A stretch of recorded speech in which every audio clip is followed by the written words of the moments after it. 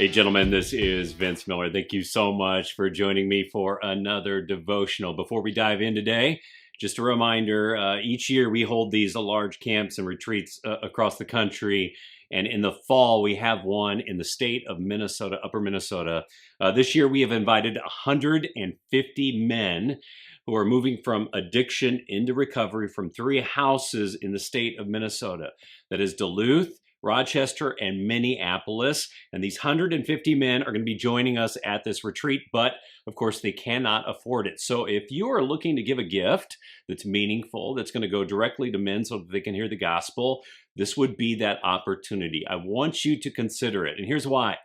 Many, if not all of these men have never, ever in their life been to a men's retreat, ever. So this is an exciting opportunity for them and for us to share the gospel with people that maybe have never heard it this way before. So consider a gift today. Either sponsor one or many guys if you choose, and participate in sharing the gospel with men who need to hear it. Today we're going to be in John chapter 9. We're continuing a story here. Here's what's happening. Jesus is talking with his disciples. A blind man walks by. The disciples inquire as to how the state of blindness came upon this blind man. Jesus stops him and is going to engage this moment and heal this man. Here's what happens in verses 6 through 7. Having said these things, he, Jesus, spit on the ground and made mud with the saliva from his mouth. So he spit on the ground and made a pack of mud. Then he anointed the man's eyes with the mud. So he put it on his face and said to him, go wash in the pool of Siloam, famous pool that we talked about previously in John chapter 9, or John the Gospel, which means sent. So he went and washed. And guess what? He came back seeing.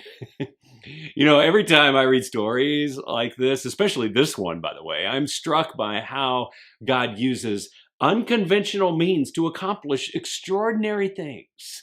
And God does this quite often throughout the Bible. Just read about it. For example, in 1 Samuel chapter 17, we read about a shepherd boy who's going to defeat a giant.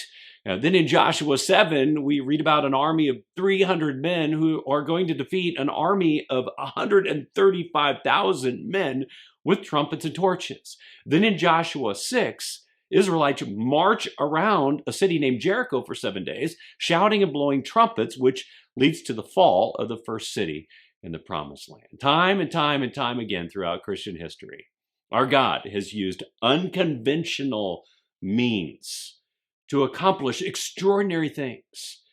But every time, there is one commonality in these stories, one thing that has to be present for the miracle to take place. It's an act of faith sparked by a man of faith, an act of faith sparked by a man of faith. Therefore, we can conclude if David doesn't act by running into the battle, we don't see a giant fall. If the 300 men of Gideon don't act by marching toward the 135,000 Midianite enemy men, blowing their trumpets as commanded, then the enemy isn't going to run for their lives. If the Israelites don't act by marching around the wall of Jericho, then the people of God never see the Promised Land. And if the blind man doesn't act by going down to the pool of Siloam and washing, then he doesn't see, right? And this kind of made me think. It made me wonder how many times I have failed to see a miracle of God because his unconventional means seemed too unreasonable for me. I mean, could this be just once or maybe hundreds of times? And I kind of assumed the latter. And then I realized that the moments that I take the most unconventional step of faith is when I have no other choice, right? It's when all the other conventional acts have been tried and attempted, probably like this blind man here. Then I, like Moses, will finally step into the Red Sea, right? Like David, finally run into battle. Like Gideon's men, finally march toward the enemy. But fellas, why only then?